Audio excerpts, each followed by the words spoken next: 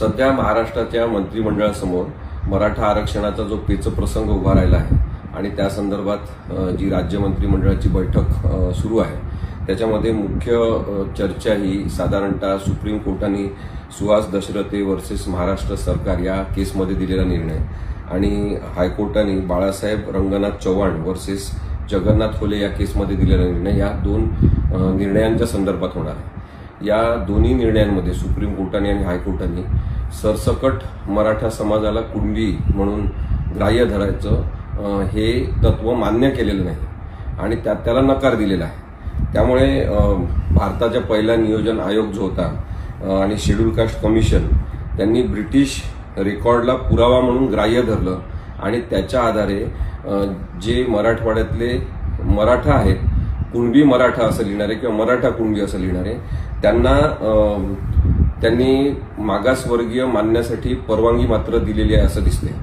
आता हे जे ब्रिटिश रेकॉर्डचा पुरावा होता कास्ट कमिशन शेड्यूल कास्ट कमिशनचा आणि भारताच्या पहिल्या नियोजन आयोगाचा सुद्धा त्याच्यानुसार इम्पेरियल रेकॉर्ड कीपर्स जे ब्रिटिश सरकारच्या काळात तयार झालं होतं त्याला सुद्धा पुरावा म्हणून मान्यता मिळालेली एक प्रकारे आहे आणि त्याच्यातले जे दस्तऐवज आहे ते कुणबी मराठा नोंद असेल तर त्यांना आरक्षण देण्यास सर्वोच्च न्यायालयाचा नकार नाही असं आपल्याला स्पष्टपणे दिसते।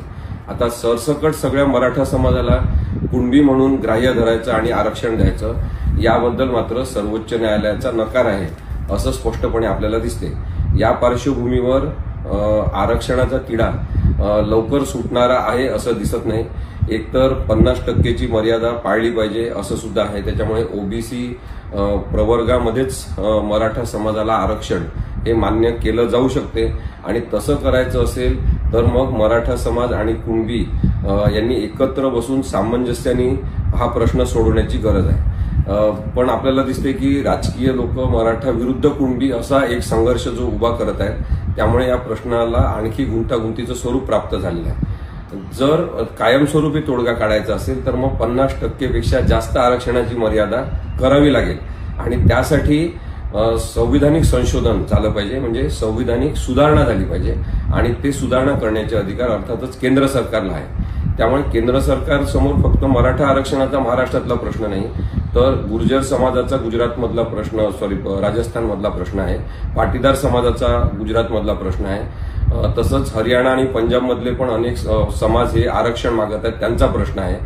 एकीकडे धनगर समाजाचा सुद्धा आरक्षणाचा प्रश्न अजूनही पूर्णपणे सुटलेला नाही। या सगळ्याच आरक्षणांच्या संदर्भात 50% मर्यादा वाढवून संविधानिक संशोधन जर केलं तर मग सर्वोच्च न्यायालय किंवा उच्च न्यायालय सुद्धा याच्यामध्ये हस्तक्षेप करणार नाही। आता ते संविधानिक संशोधन करण्यासाठी जे देवेंद्र फडणवीस यांनी सांगितलं होतं where there is a will there is a way.